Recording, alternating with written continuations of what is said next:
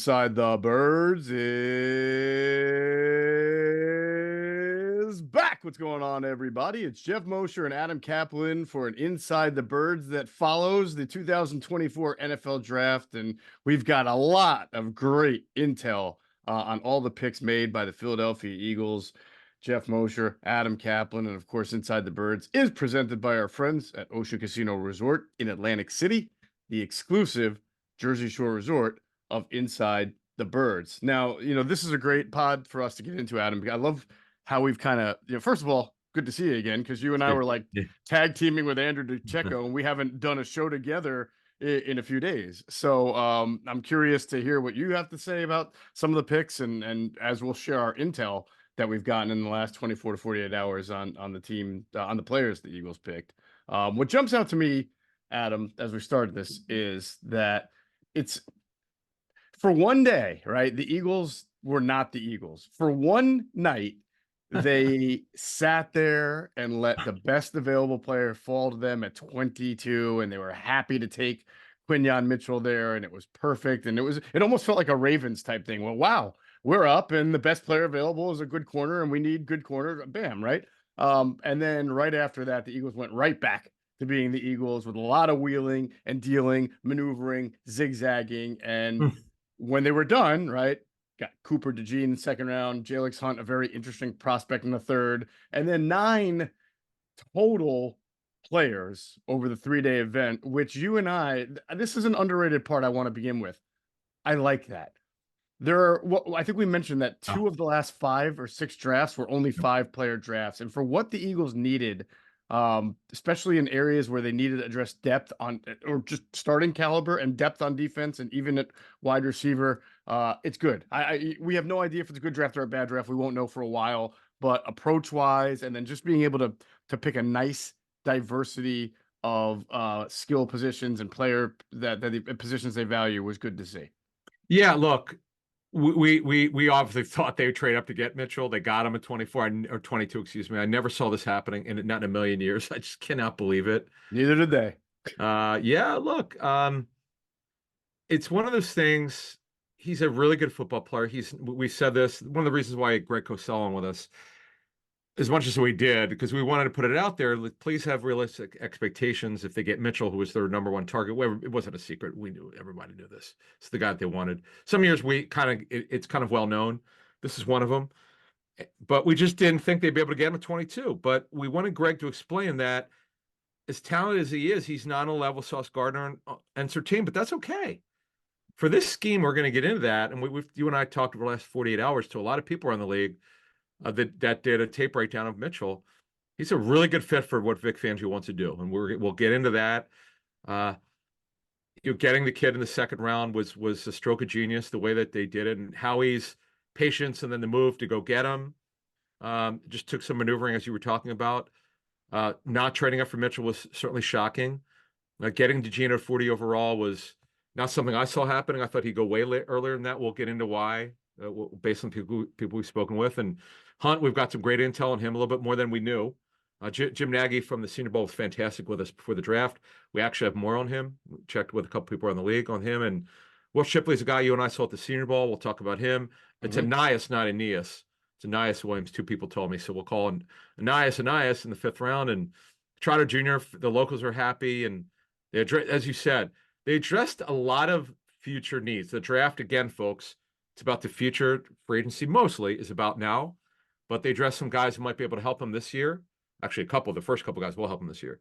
But a lot of the picks are going to help them down the line. And you know what? They need help down the line. That was part of this issue. They had a real depth issue for the future, and they hopefully have solved that. Yeah, absolutely. I think you hit on something that's really important that I don't want to go under discussed. And by the way, I already have it written in my notebook phonetically, Aeneas. So glad you're on top of that as well. Yeah. Cool. Howie's patience, the franchise's overall patience in the first round.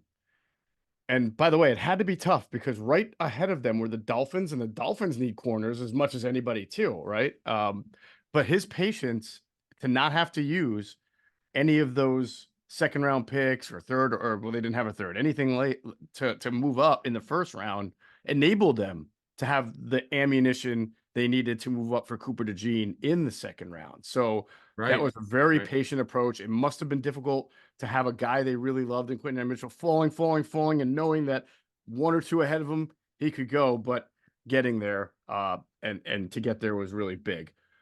We got good stuff.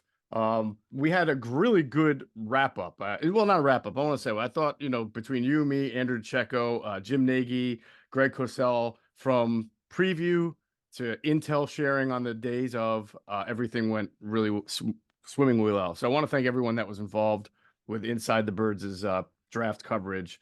And I hope everybody was as entertained as we were. We will do another Ask ITB live stream on Wednesday at 8 o'clock, where we'll answer some questions. We know people will have a lot of them, so that'll be for of course, our Patreon members. And we want to welcome John Z, Paul, George, Tyler, a lot of people jumping on because we were putting more material on the Patreon channel to try to make them happy. So patreon.com inside the birds to join, and we're going to continue to pump more content into Patreon, as we also still continue to give our main platform a lot of content and coverage too, as we get into the part of the off season. That's going to be really interesting with all the new faces now, Adam, on the team. That's another thing. When you have a 9-player draft and you have as big of a free agency as the Eagles had, as far as bringing in so Yeah. many guys, they've changed. I mean, there's going to be a lot of changes, especially you lose Jason Kelsey, right? And you talk about Fletcher Cox. You hope the culture can still be Hmm. there. Yeah, no doubt. A lot of movement, no question. It was very quiet last year for them in free agency. Not this year. A very active draft, 21 transactions for the Eagles in this draft. We're adding players added, picks traded away, picks added from last year for this year, and they added 3 picks. They actually added 3 picks for next year, rounds 3 through 5. So they've done a lot. There's no question. They've done an overhaul, no doubt, and we'll see who makes it of all the 9. Do all 9 picks make it? But it's going to be fascinating to see what happens. Yeah, we'll get into the UDA, the undrafted class on our next show once they're official.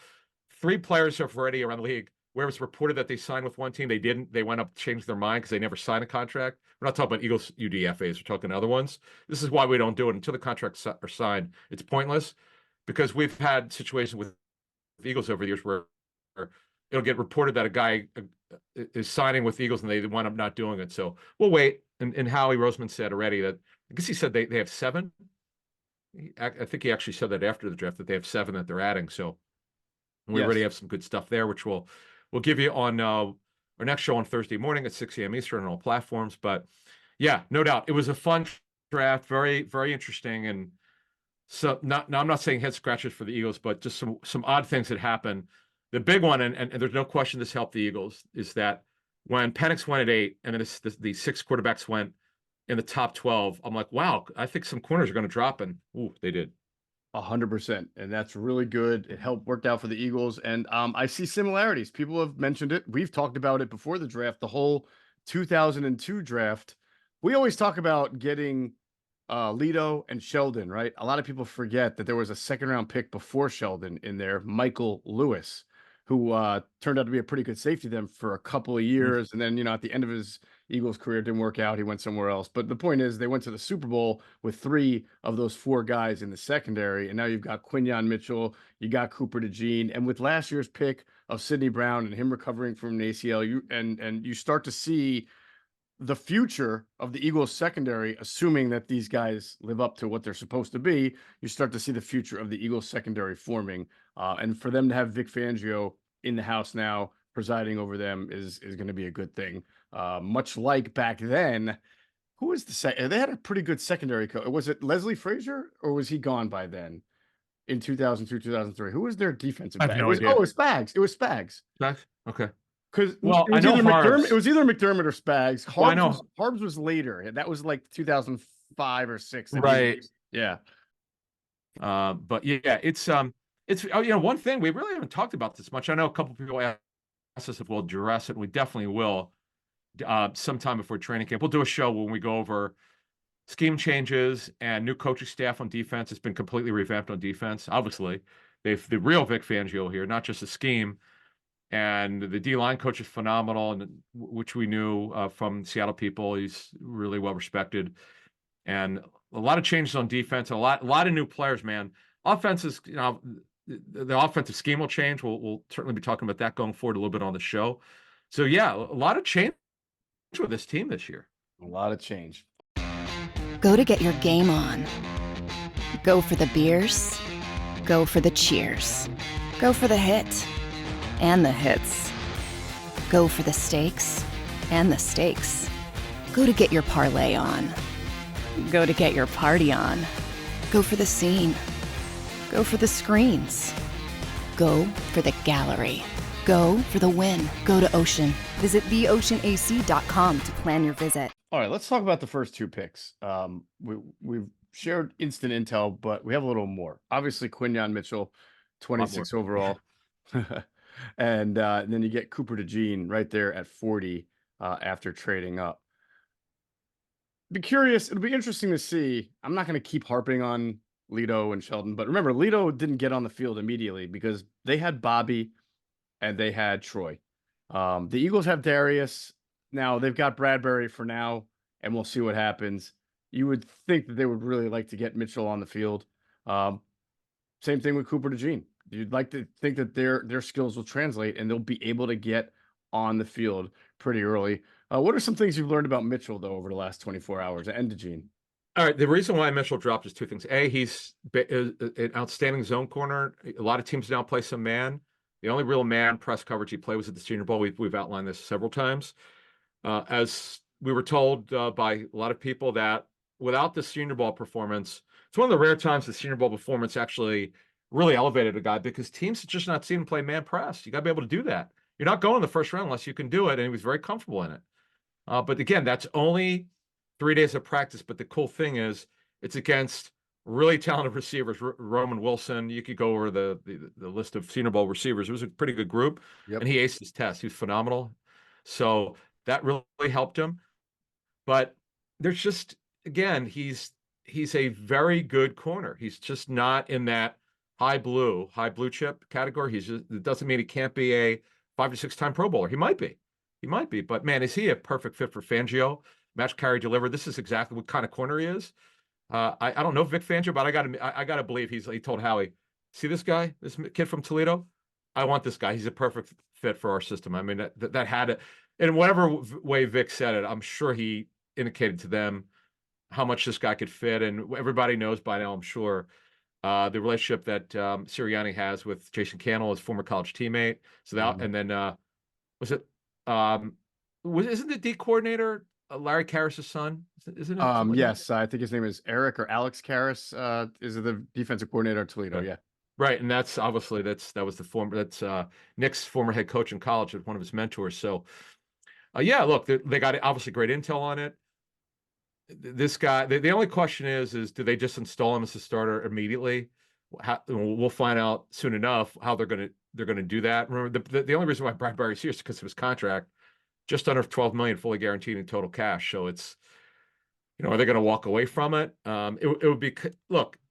This scheme is actually what got Bradbury the second team All-Pro 2 years ago, where he was really, really good. I know, our buddy Greg Cosell, based on strictly on tape study, said he can't be a starter anymore. He just didn't play well. We all know that. It's just a question of how they want to go about it, and do they want to put Mitchell in immediately as a starter? We'll get more into remaining team needs and roster breakdowns on future shows, but that's something that the Eagles will have to decide very early on here, because you're going to want to get him comfortable with the system once the coaches are allowed to work with them coming up in OTAs in May. You're going to want to get him on the field immediately, because it's just the future is now. On your point, here's what we know for the future. The draft is about the future. Mitchell and Cooper DeJean are starters, and we'll get into DeJean's role. Those two they know are absolutely starters. The hope is that Sidney Brown's ACL reconstruction is good. We've heard good reports on him. That's great, but until he gets out there, you don't know. But Mitchell and DeJean are starters. That's not up to debate. The question is, can Brown be? We know Gardner Johnson will be starting this year in probably 2 years, though they can get out of their contract yet for this season, not knowing very much money. But the good thing is they've got depth now, young guys with a lot of talent. It's just a matter of Vic Fangio here. How does he see these guys? And he coaches hard. I've talked to coaches who've worked with him. He demands certain things, and the guys have to get it. It's not an easy defense to learn. It'll be different than what he learned at Toledo, no matter how much match coverage he made. It's never exactly the same. So we'll see. But it's the cool thing is they've gotten a lot younger, which they did. Remember, the oldest starting cornerback tandem in the National Football League, the Eagles did last season. Yeah, I think by a mile too. I'm not quite sure it Yep. was close. Yep. A lot of people have asked us, and I'm sure you as well, and others, why the Eagles liked a small school corner from Toledo more than an Alabama corner, especially since they've seemingly done well going into the power programs, the SEC programs. And so I asked this in particular to one scouting source, not an Eagles guy, who liked both corners. And he told me he liked Quinyon Mitchell more right now than Terrion Arnold. He said he agrees, and he watched them both. He agrees that they're not the elite that we mentioned. They're not the blue chip elite. He thinks they're both very good. As you just mentioned, he believes that both of them have the potential to become very, very good players, multiple Pro Bowl players, because they have the tools and the skill set that you need. But he said right now, I like Quinyon Mitchell a little more, which told me that maybe he thinks that in 3 or 4 years, maybe Terrion winds up being better. Who knows? It all depends on what scheme you're in, as you're mentioning.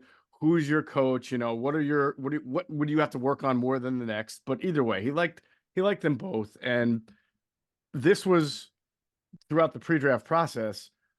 When you analyzed all the first round corners, Quinyon was often the number one corner, the way Marvin Harrison in a really good wide receiver group was often the number one wide receiver. Yes, Toledo, the tape, you just mentioned it. They play one style of defense, basically, played a lot of off coverage. He's going to have to learn to play press man. Alabama, you don't have to worry about learning to play press man. You play press man at Alabama. So I can understand why people may have seen that and thought Terrion would be a better option. But do remember, as you just brought up with Vic Fangio's defense, there's not a whole lot of press man all the time. In fact, Eagles fans have complained a lot about off coverage, and whether it was Jonathan Gannon or even last year with Sean Desai. So maybe that won't improve or increase the number of press man, but now with a very athletic corner in Quinyon Mitchell, who has played in that type of scheme, Adam, you get familiarity, you get athleticism. What it enables you to do when I talk to people is it's called closing the cushion quicker, or click and close, right? You heard Greg Cosell talk about that. Yeah, you're playing off, and that ball might get completed in front of you. But when you got a fast, athletic corner who's instinctive and knows that defense, he can make the tackle without giving up the yards after the catch. You're 3rd and 6, 3rd and 7. Oh, it annoys you that he's off, but he tackles it at 5 yards, at 6 yards, and doesn't give up the first round. That was a big problem last year for the Eagles' lack of athleticism at the James Bradbury spot and at the safety spot. So with Quinyon Mitchell, and then we'll get into Cooper DeJean here, who's very athletic. Straight line athleticism is very good. You hope that you start to see you're going to play the similar style defense, but the athleticism element of it, Adam, really kicks in, and you're not frustrated by the number of balls that are completed for 8 yards on 3rd and 8 or 7 yards on 3rd and 7. Yeah, he could close. There's no question. The other knock on him, and it's really nitpicking, but it just came up with some scouting sources we talked to, is that, while he had 37 breakups, PBUs over the last 2 years, it's the lack of ball production. He's got above average hands. Some of the areas where teams feel like when guys are elite, there's certain things that they look for. He's good, but not elite as some of the other guys. And it doesn't make him not a future Pro Bowler. I mean, it's just, again, guys drop for a reason. 22 overall for a guy who's this talented shouldn't go that late. But again, he's his own corner, and it's just a matter of what the transition to doing the way that Fangio wants it. But again, there are also some similarities to the scheme that he played in, which is really good. And he's going to be a good football player for them. It's just how good remains to be seen. And coaching matters. We have to see how their new coaching staff handles him. Getting him ready, getting him acclimated. It's you're facing. They have a very interesting schedule. It starts week 1 against Green Bay in Brazil. That'll be a very tough matchup against one of the better young receiver corps in the league. So get ready, man. Mitchell's going to be tested. There you go. Now Cooper DeJean, second round pick, 40th overall. Some people, the Eagles basically said it. Like we talked about it on the me and Andrew on the post wrap, where I said they had a first round pick on him clearly, and the Eagles said it. They said that we thought we had this was a first round player, and he was there, so we moved up to get him. So it's sort of like them getting 2 first round picks. Although, in fairness, we always say there's not really 32 to 40 first round picks. So that's their version, perhaps, of first round picks, but that's beauty in the eye of the beholder. But still, Adam, athleticism, and he's going to move around. There's no question he's going to move around. This is not a guy who's going to play any area of the defense that's static. He's not going to line up at corner. He's not going to line up or just at corner, I should say. He's not going to line up just at safety or just at nickel. They're going to move around. They're going to find the best spot for him. Yeah, the thing about him is, and though the people we've spoken with feel, over the course of his career, he'll wind up being a safety, over his 4-year contract. He doesn't have a 5th-year option because he's a second rounder. He'll eventually be a full-time safety. Now, this season, we don't know yet. It's a little early exactly how they'll line him up. And I know Greg Cosell seems to think that Greg said, look, at some point, he's got to be one position. I don't disagree, but with an asterisk. Doesn't mean he can't be in nickel a matchup player because he's so athletic, because he's done this in college. So there's certain things you could do with him which are kind of unique. He's also a returner. He could cover in special teams. He's a really big-time athlete. Really good punt returner in college, like big time, really effective, over 13 yards per punt return, which is really excellent. Coverage player, fearless, coachable, smart, athletic. This is a guy that the Eagles had they definitely had a first round grade on him. As Roseman said in his press conference, they actually they thought thinking of drafting him, but nevertheless, they got him. They traded up, as you talked about, to number 40 in the second round. They moved up, and they were able to secure him. And he's going to be the future. See, that's the really cool thing about these first 2 picks. They now have 2 absolute guaranteed starters in their secondary for the future. If you would have told me that in March, I don't know about that, but we also didn't know exactly where these guys would land. But they've done that, and that's huge to come out of the draft. And another thing, universally from the people we spoke with, I know you kind of got the same information. Everyone that I've talked to, a lot of these 2 picks, like you can't criticize these picks. I just don't. I can't find one person like other picks as we go farther down, maybe, but not these 2 picks. I can't find one person who didn't like these picks around the league. Agreed. Yeah. We won't know for a while how good they're going to be or if they're even going to be good. But the approach to taking them and the rationale and the reason and the scouting behind it makes 100% sense. Actually, Adam, it reminds me of when they got Devontae Smith and Landon Dickerson, first round, second round, a couple of years ago, because it just felt like you got 2 starters. Yeah, you could talk about the medicals with Landon Dickerson, but it's from a talent standpoint, you just felt really good about 2 building blocks on offense, and there wasn't a feel like we've had sometimes with other guys drafted in the first or second or third round, like, ooh, is this going to work? Is this the right fit? Was this guy overdrafted? No, it's just everything about it felt right. One thing I'd add before we move on from DeJean, the injury come back from the broken leg had no bearing on being a second rounder. I feel pretty confident in that. It's the big issue is, I think you and I talked about this off the air last week, is that what we had heard is teams were like, listen, he projects to be a safety. Pretty much universally, everyone agrees with that. Unless he's Derwin James, and Derwin James is a different kind of safety, you don't draft a safety in the first round normally. They're rarely drafted in the first round. It's just not something you can do. Now, unless you feel like the guy's super special, like Derwin James, who's had a lot of injuries, but pretty good football player. With this kid, he could do so much. He could play nickel year 1. He'll be ready to do that, no question. Can he play? Do you want to do hybrid stuff early on, then eventually move to safety in year 2 or 3? That's up to Vic if he's still here. If Vic doesn't retire, Vic's going to be here 4 or 5 years. He'll have that say. It's going to be his call. And we'll see what he does. But look, and let's not forget, before we move on, they got Gardner Johnson, who's a stud when healthy. Mitchell, DeJean, Blankenship, who signed his contract extension.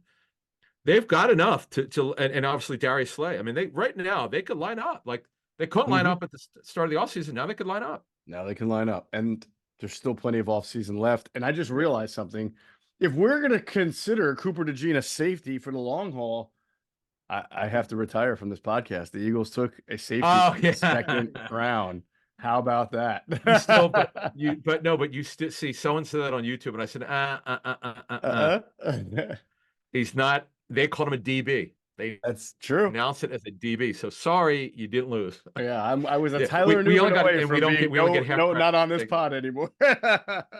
Oh, Tyler Newman. Oh, yeah, if they had taken him, then you knew it yeah. was just We the know same. we only get half credit. Yeah, I don't. Do we know who the other safeties they liked? I can't remember. The safety from Georgia they really liked. Yeah, which I think was Javon Bullard, but there was Yes. another safety from Georgia who was pretty good too. Was Tyke Smith? Was he a From Georgia guy? Philly. Tyke Yeah. Smith I met at the really nice kid from Philly. But yeah, what I would tell you is that people are saying on Twitter we only get or X. We only get half credit for saying it would be Mitchell, but because we said they trade up. Hey, how the hell would they not? I mean, come on, it's Howie. Why? Everyone who knows him said it. His boy Dan Jeremiah. I love Dan. Dan's what did he say? 75%, 100%. They would never stay at 22.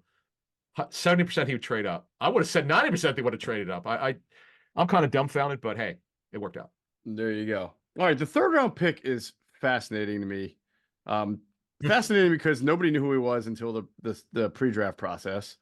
But he wasn't an unknown to the NFL community. I mean, the guy was invited to the Senior Bowl and he was invited to the Combine. I mean, he was a relative unknown because people don't watch Houston Christian football, right? Houston, yeah, on a regular basis or ever. But his backstory is incredible. We're talking about Jalyx Hunt. Starts off as a safety, right, at Cornell for 3 years, then transfers. Like, how in the world did he find Houston Christian? I know it was Houston. What was it? Something else before that? Baptist. Houston Baptist before that. That's still also not like some program that most people who like college football are recognizable to. So he found it. He grew a lot and became an edge rusher who winds up getting drafted in the third round. This should be like a movie in 20. If this guy winds up being a Pro Bowl player, this really should be a more than a 30 for 30. All right, so here's the story on Jalyx Hunt. They actually found him, to answer your question. That's what I'm told, is that they found him. They recruited him over there. I don't know.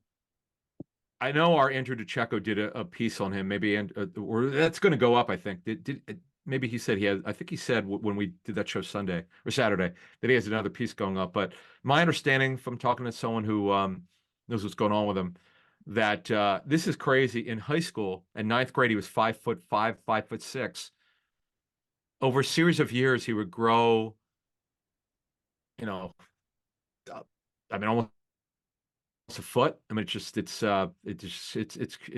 just under a foot. He wound up at the combine 6'3" 3/4, 252, 252. And the arm length, this is the craziness of him. I mean, the kid was 5'5", 5'7" in high school, first couple of years. His arm length is 34 3/8. Hands are huge. At 10, his bench, you'd like it to be a little bit more, but it was 19. That's not too bad. Wingspan 82 3/4. Now he's totally raw. The way we talk to coaches around the league, everyone agrees he's raw. He's not going to be ready. You got to bring him on slowly. He's relatively new to this position. The way it was explained to me is whoever were drafting would want him to be, the term is DPR, designated pass rusher, like his new Eagles teammate Bryce Hall, who was a designated pass rusher for the Jets, a former undrafted free agent. I get it, Hunt was drafted, but he's super new to the position. Got to give him time. He's got in his body. He's a willing learner, for what we've been told. It's just, and who's there? Is it Jeremiah Washburn, right? Jeremiah Washburn, coach? Yes. Washburn's been charged with this one, and it determines he'll be the guy who'll be working with him more than anyone. So this is a challenge for them, but again, he doesn't have to play right away.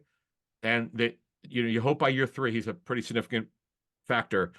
And quite frankly, if you look at their edge rusher group, BG, I'm sure will be long gone by then.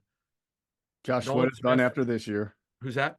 Josh Sweat will be gone after this year. Well, unless he shows something. Yep, he's not on a contract. Yep, you're absolutely right. Unless he shows something, he won't be back. Right. Bryce Huff will be here. Other than that, Nolan Smith. That's it. Bryce Huff and Nolan Smith. Yeah. Yeah. I mean, we'll get into Terrell Lewis and some other guys in future shows. But yeah, that's the point, folks. This guy down the line could have a pretty significant role if he develops. Yeah. So on the wrap-up show with Andrew, I definitely expressed a little bit of skepticism, and I sort of talked about how it felt a little like I don't want to say undersized, because he grew. He grew 6'4", 250. I mean, he's normal edge rusher. But remember like the Brian Thomases and the Daniel Nessims, like Brian Smith. I'm Yeah. sorry, yeah, Brian Smith, right, from I forget where he went. Is it McNeese State? McNeese, yes, thank you, great Okay. job. But one thing we were told here is Vic Fangio was a fan. Like, Vic Fangio liked this guy's tape. And they brought him into the NovaCare for a 30. I'm not saying Vic like banged the table, said we have to have him, but Vic is a hard to please coach. That is known about him.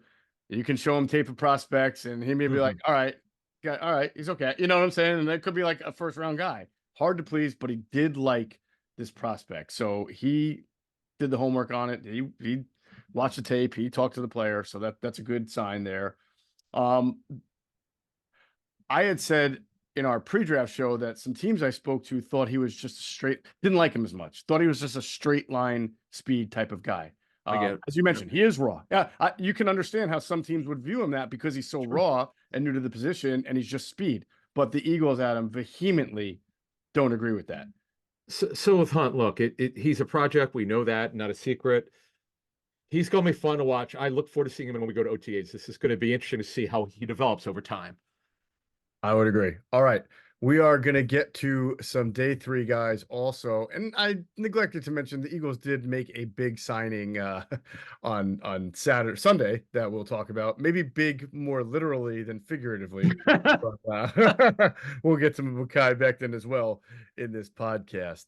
All right. The 4th round pick is the running back out of Clemson. And I have some interesting intel on this guy. Will Shipley, running back from Clemson. We're going to start with you, though, Adam. Tell me what you've heard about him. So I talked to some teams that had as low as a 6th on him. Some teams had a 4 where the Eagles took him. Here's the thing. The Eagles are really light on depth at running back, currently and now for the future as well. Guy could catch the football. There's a lot he can do. He could help on special teams. He's got some athleticism. He's gritty. There's a lot. He'll do the dirty work. Yeah, I mean, he'll help them. They could have signed a free agent. They could wait until next year. But here's the thing: Gainwell's contract's up after the season. Lou Nichols, they don't know much about, and Ty Davis Price, who they really like, was also cut by the Niners. So yeah, it makes sense to add one. Again, we could debate whether he should have been drafted later, but he's look, Senior Bowl guy, interesting football player. Right. What about from an explosion standpoint? Is he someone that's got a lot of juice to him? I don't think he didn't run that great, right? Yeah, not really. I mean, he's got some athleticism, but he's not a juice guy on your point. Like Ty Davis Price is a good fit for his own system. We'll get a good look at him in OTAs and training camp, but it's certainly a position of current and future need. I get it. And you know what?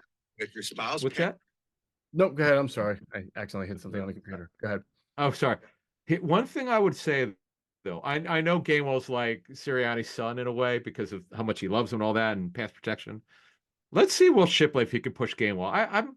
I'm interested to see here what happens with these two guys, because Nichols and Davis Price are certainly no locks to make the team. Davis Price has a little bit of guaranteed money, but Shipley was a draftee. Let's see what happens. So interesting that you would say that with the comparison, or not the comparison. Can he push Kenny Gainwell? What is it that Kenny Gainwell we thought was intended to do? Catch the football. Exactly. Catch the football. Now, Will Shipley, not big on catching the football at Clemson. His stats don't say that he's a guy who's going to catch the ball or did catch the ball a ton. That's what you heard the noise there. I was trying to look for the full receiving stats that he had in his career. It just didn't jump out. But one thing the Eagles liked Adam, I was told, is that they think he can catch it better than what you would think by his stats. It's not a hands issue. It's he just in that offense did not catch the ball, did not run routes. They want to see him catching the ball, running routes, because they think they may have something there. Yeah, so he did in 2022. He had a really massive year, 1,182 rushing yards, 5.6 yards per carry, just very good. 15 rushing touchdowns. His career high was 38 receptions. It's always sort of situational. Okay, how much do they ask him to actually catch it? Like a Senior Bowl, the thing that stood out to me is how well he catched it. I'm at practice. I had not seen him play a lot at Clemson. I'm like, wow, boy, he catches the ball. He's real smooth. He's got good size, a little juice in the short area. Okay, let's see what happens. And we fast forward it. Now, the thing with Kellen Moore's offense is the backs catch the football. I know Hurts is not like checking it down. I'm interested to see if that stops. I'm interested to see what's built in for these backs. It's something when we dig in to Kellen Moore and their offensive scheme, and we'll do a scheme breakdown and so forth down the road here in the offseason. It's one thing I like to see change. It's been totally frustrating that the backs don't get the ball enough in the pass game. It made no sense. As great as Swift was last season for them, barely caught the football. Yeah, definitely. All right, so those are the first 4 picks there. Let's get into more, guys. Day 3. Before we do that, I want to tell you about HelloFresh. You know, it's the new league year for the NFL, and whether your resolution for your new year is to save money, eat better, or stress less, HelloFresh is here to help you do all 3. So say hello to your most delicious year yet with fresh ingredients and chef-crafted recipes at a price you'll love, delivered right to your door. So you resolve to actually sit down and eat dinner around the table, but what do you do about those nights that are just jam-packed? Well, that's when you turn to HelloFresh's lineup of quick and easy meals, including their 15-minute recipes designed to help minimize mealtime stress. Like the sound of that. Every time we eat a HelloFresh meal, whether it's quick and easy or one of their other varieties, we are blown away by the freshness, taste, and overall quality. We keep talking about any food option you want from HelloFresh, they've got it. They also have great deals. And right now, their latest deal is if you go to HelloFresh.com/Eagles free and use the promo code Eagles free, you get free breakfast for life. That is 1 breakfast item per box while your subscription is active. Free breakfast for life at HelloFresh.com/Eagles free with the code Eagles free. Act now for America's #1 meal kit. All right, back to the Eagles. Let's just talk day 3 a little bit more generically here, Adam. I don't want to go in order because I want to talk about the wide receivers. Their first in the 5th round, as you mentioned, Aeneas. I'm sorry, say it for me. Aeneas, I believe it's Aeneas Williams. What's Aeneas Smith? I kept saying Aeneas Williams, like when they first drafted him. I couldn't help it. Who's in the Hall of Fame, by the way. But I really like this player. I have to tell you, I was tipped off about him around the league. Some receiver coaches I know pretty well, and like 3 of them mention him because I'm always asking, hey, give me some names who you like who are late, round guys will make it look smart. And they all mention Aeneas Smith. Of the names that they gave me, that was the one that I really stood out because he's got really good short area quickness. He's tough. He's smart, coachable, wants to be really good. He's just, when you're a slot receiver, you're typically going to go in the 4th or 5th round. That's just the way it is. Cooper Kupp, for goodness sake, who's probably going to be a Hall of Famers in the 3rd round. I mean, who's more of an inside receiver than outside. It's just the way it is. But man, this is funny. He could do some end arounds, and he's got some decent things he could do in the short area and run after the catch. This is a fun pick. And by the way, Paris Campbell, who's had a major injury history, is on a 1-year deal. So again, the draft's about to feature. You could be looking at their future slot receiver. You could be. He listen, you just said it. Slot receiver. He's short. He did visit the Eagles. He and the other receiver we're going to talk about that they picked, which was Johnny Wilson out of Florida State in the 6th round. Both of them visited the Eagles. 2 different types of guys. One, Aeneas Smith is very small. Aeneas Smith, I'm sorry. Very small, 5'9". Not great speed, but again, that's why slot, short area quickness. Now, the other guy is a totally opposite type of guy. Johnny out of Florida State, who some people saw as a tight end, some people saw as a wide receiver because he's so tall and he has so much body. The Eagles listen, I'll just say this. The Eagles like these guys. They think they found something in them. Now, the one thing on Wilson, I think you and I have both heard is a little bit of maturity concerns there. As somebody joked to me, he better, Philadelphia clubs better work. He better not be in the clubs all the time or anything like that. But So there's some maturity concerns with this kid. Did you hear something like that? Like he's very into himself or something like that, which is not. Just sees it, some immaturity there. But one thing I do want to add, which is a huge point on Anaya Smith. Mhm. This is like hard to believe for a guy as small he is. He's 5'9", 3/8, a buck 90, but well built for his size. 21 on the bench. 21. Well, I'm glad you mentioned that because this is part of what we heard. The Eagle, even though these two guys are built differently, they were both described to me as good size and toughness guys. All right. I mean, obviously Wilson doesn't have size, but for his size, he's very tough. And he can even give you, from what I'm told, it's a pretty good blocking. Him and Wilson can give you some good blocking at the position. And by the way, that's something that last year we talked about with their slot, with their number 3. You weren't getting a whole lot of great blocking, whether it was Zacchaeus or whether it was Julio Jones or obviously Britton Covey. Somebody else they put in there whose name is escaping me. They played a bunch of different guys. The guy with the Steelers now, Quez Watkins. Yeah. They just haven't really gotten good, but probably Pascal is the only guy that they've had in the last 2 or 3 years that gives you good blocking from the slot. So if these two guys can make the team and play and get in on the field, they feel a little bit more comfortable with that kind of presence there in the slot. Yeah, look at these are guys that I cannot wait to watch. Johnny Wilson is what you call a jumbo receiver. He's about as big as it gets. Some teams told us they eventually think he'll play tight end. Not so fast here with the Eagles. He's a receiver for now. 6'6" and 3/8, 231 at the combine, on length 35 and 3/8. By the way, you would like that to be for a left tackle to be over 35, which is rare. Yeah. 84.5-inch wingspan, 10-inch hands, ran well, 4.52 for his size is terrific. They've got Aaron Moorhead, who's their receivers coach, who's worked with a lot of receivers in his career, former NFL receiver. Man, if he could get this guy to do what he's supposed to do, look, it's only a 6-round pick. I mean, this could be one of being a steal, as you said, if he makes it. And look, size matters, man. You don't want to look. You'd rather have a guy to be 6'6" than 5'5", or Rondell Moore is 5'7". So hey, we'll see. We'll see what happens, but it's certainly worth a shot. All right. A friend of mine texted me that this is the most Eagles fan friendly draft he can ever remember because they finally picked a corner. Everybody was so happy. They would pick a safety-ish type player in the 2nd round that everybody knows, Cooper DeJean. And then they come to the 5th round and they take, sort of like the way Nakobe Dean fell to the 3rd, where a lot of people thought he might go higher. Maybe the NFL didn't, but fans did. I think people thought Jeremiah Trotter Jr. was going to be a 3rd, 4th round guy. He was there for the Eagles in the 5th round. So I think it's a cool storyline. We'll see why he fell, and we'll give some intel here.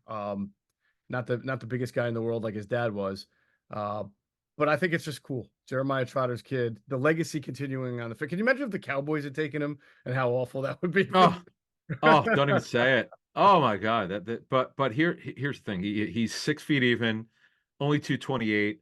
But hey, by the way, and I how much does it really matter? But it's cool. He did 21 on the bench.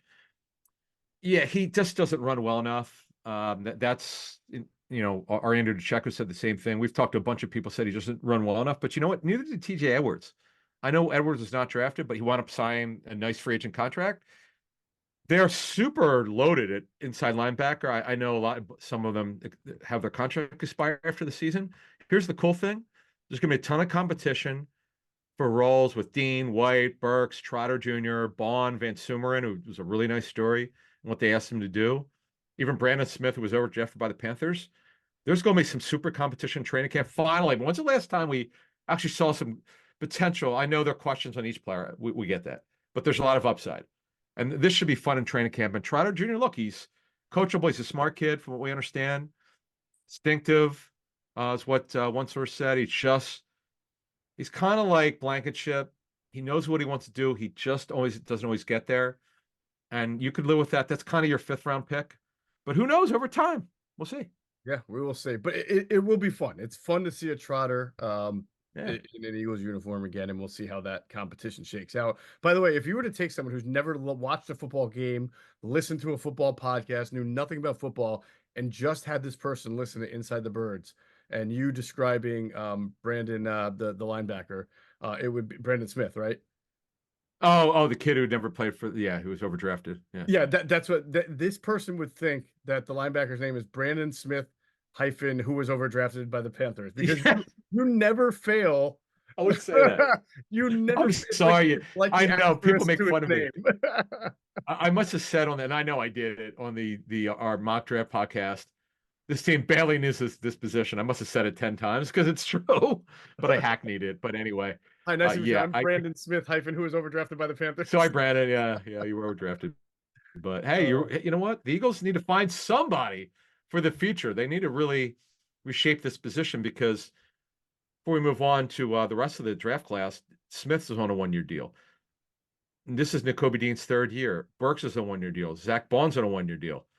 They don't know a lot about this position, and clearly they don't have a lot of guys under contract past the season. So we'll see what happens. Yeah, par for the course for the Eagles. I mean, they are on 2 new linebackers every 2 years, so it's not a surprise. All right, let's talk about the offensive line. Before we do that, we're going to hear a word from our friends at not OC. We're going to hear a word from our friends at Sky Motor Cars. Sky Motor Cars in Westchester is a different sort of dealership. All it takes is one look at their Highline pre-owned vehicles that people all over the country want and need. Owner Brett Schiller, make sure you don't spend a dime of your money before you purchase the car. Sky Motor Cars allows you to make all the decisions regarding your next vehicle. At Sky Motor Cars, you never have to spend more than necessary. Visit SkyMotorCars.com today or call 610-918-7225. And if you go to Sky Motor Cars out there in Westchester, PA, make sure you tell them Adam and Jeff sent you. You will get a great deal. And we'll be looking to see, as we do every year, some of these new Eagles draft picks or signees, start riding around in one of those Brett Shoulder specialties out there from Sky Motor Cars. We'll be looking to see. All right. Yeah, I think the Delaware head coach. I know Brett's son, Skylar's a kicker or punter for Delaware, and I know the Delaware head coach was at Sky posing for a picture there. So yeah, obviously, if you're going for a what's that? Ryan Carty? Yeah, you would know his name. I don't remember, but bottom line is, as we go forward here, if you need a used car, there's nowhere else you should go. It's right off 202 in Westchester. Easy in, easy out. By the way, as they ship coast to coast, if you're watching us in California, you need a used car, go to SkyMotorCars.com and you could order it there. They will ship it to you. That's awesome. I got to recatch up again with Ryan. I saw him at the pro day. I covered Ryan when he was a high school quarterback in Somerville, New Jersey. And I was a newspaper reporter. Now he's the head coach at the University of Delaware. It's kind of crazy. Connected at the pro day. Yep. All right, offensive line. Before we get into who the Eagles took in the 6th round, which is a couple of guards, they made a big signing after the draft, or the day after, on Sunday. Big, more literally, like I said, than figuratively. He is a gigantic man. Mekhi Becton, the former top 5 pick of the New York Jets a couple of years ago out of Louisville. Most people know his story. Struggled with knee injuries, struggled with weight issues, and just never came close to panning out as a top 5 pick for the Jets. So, Adam, here he comes. And we've talked about the Eagles always adding depth. We've been saying for a while, we still expect Howie Roseman to add depth to this offensive line. Now, the interesting thing about Becton, right, is he's always been a tackle. So he's either left tackle or right tackle when you think Mekhi Becton. But where the Eagles need depth and got veteran depth is right guard, where Tyler Steen is expected to try to seize the mantle here in year 2. Matt Hennessy, more of a center guard. And we've been talking about bringing in some depth. And from what I understand, Mekhi Becton will get looked at guard along with tackle there. Okay. And I don't know if he played it at Louisville. I don't think he played it with the Jets, right? No, he played. They cross-trained him at right tackle the last couple of years. He lost a massive amount of weight last offseason. I'm told he lost over 40 pounds. Now we'll see what he weighed here. We know he's over 6'7". I never doubt Jeff Stoutland. When teams tell us like this guy can't play guard, Stoutland says, "No, yes he can," and he puts a guy at guard like Big V. Who the hell knew Big V could play guard? Right. He did, and he got a big free agent contract. Obviously, he played left tackle for filled in for Peters, but he also was cross-trained at guard. Played some guard here for Philly, but was a guard for the Lions. So if Stout thinks he can play guard, I'm in. I don't care what anyone says. If that's what Stout thinks, and I guess your intel says he can. And you're right that we've been saying all offseason they're going to have one more veteran. We said before training camp, we didn't say it was going to be now, and that's fascinating that they're going to try cross-train Becton to guard. We'll see if it works out. Yeah, I mean, I agree. They're going to try. I don't know what their expectations are. He is 6'7". I know. Normally don't see a guy that tall a guard. I can understand, let's say he was 6'4", 6'5", right, because of the knee injuries, if he's not the athlete that he used to be or the mover that he used to be, you would say that makes sense. Move him to guard, smaller space. If he's still massive enough to move guys, that helps, and maybe you got something there. But 6'7", that's even taller than Harriman's, right? Harriman's is what, 6'5"? Yeah, yeah. Big V. What's Big V? Even is Big V even 6'7"? 6'6". 6'6". Okay. Well, Yeah. I'm talking about an inch there. All right. Yeah. Not a big deal. Not a big deal. But interesting signing. And you have to think that it coincides with the Eagles. When they finally got around to addressing the position in the draft, it was 6th round. Trevor Keegan, a guard out of Michigan, and then Dylan McMahon, guard out of North Carolina State. They're 6th round picks. You don't know if they're going to make the team. It is a position that the Eagles always invest in, so it feels like a dart throw here. Let's get some guards, see how it works out. Yeah, so McMahon, as I understand, is played. Excuse me, Keegan has really been only a left guard. There's he has to learn how to play the other guard spot. I don't see him at center from the people I spoke with. I mean, you never know. It's always what Stoutland thinks, but I don't know if he's got the athleticism to play center. Doesn't sound like it, but we'll find out. McMahon, certainly a guard. I've not heard he could play tackle. On your point, it's kind of like Opeta's gone. They could use a development or two guard, but McMahon could play center. He's a center guard, where Keegan is definitely not a center, unless Stout thinks so. But from the people we spoke with, they don't see that. I know Darian Kennard could play guard and tackle. I know they signed him in the offseason. So, as you said, they're kind of throwing these guys in there, see what happens. Look, Jack Driscoll too. Duh, I forgot about him. They lost him to Miami. So yeah, they needed to replace these guys, and they'll take them to training camp. And Keegan being a 5th, Dylan McMahon being a 6th, and they'll take a look at those guys. The thing is, they're going to have competition. They gave the kid Jason Poe some money. We outlined him a couple months ago. Kind of interesting background. Lorraine Clark's back again. They add Becton. They added Hennessy, who right now will be on paper would be the top backup center guard. We'll see how healthy he is. And Brett Toth is back again. Fred Johnson, right now, as we speak, is the backup left tackle. He may not be, though. He's on the 5-year deal. This is another part of this. So you throw a lot of guys in there, you see what happens. Yeah, and you have to think a lot of that was fueled by I know the Eagles thought they were more likely to come out of day 1 and 2 with an offensive lineman than not, because of the way they thought the board was going to fall. Again, yeah, we saw all the corners being there, and many people thought more than 2 or 3 would be gone before 22.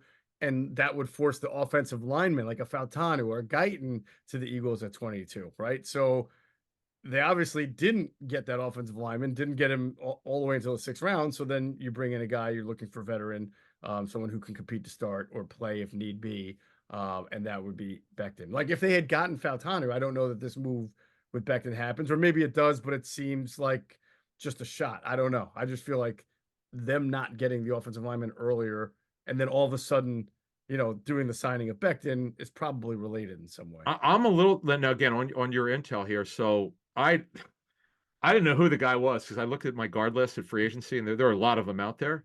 Mm-hmm. I just expected the guard got to be a true guard. I was not expecting this one. So on your point, we'll see if it works out for him to at least be cross-trained at guard and they can compete against Tyler Steen. We know that it's Steen's job to lose, but this time it's to lose, where it was like, okay, he's learning a new position. We're going into the offseason thinking he'll be the starter. Well, there was no competition. They handed it to Juergens because he was so far behind with the technique. And the hope here, now Becton's got to learn it, by the way, if they are going to cross-train him. Wow. Okay, we'll see what happens. But he's a massive dude, and I'm very curious what he weighed into, what he looks like when we see him in OTAs. Me too.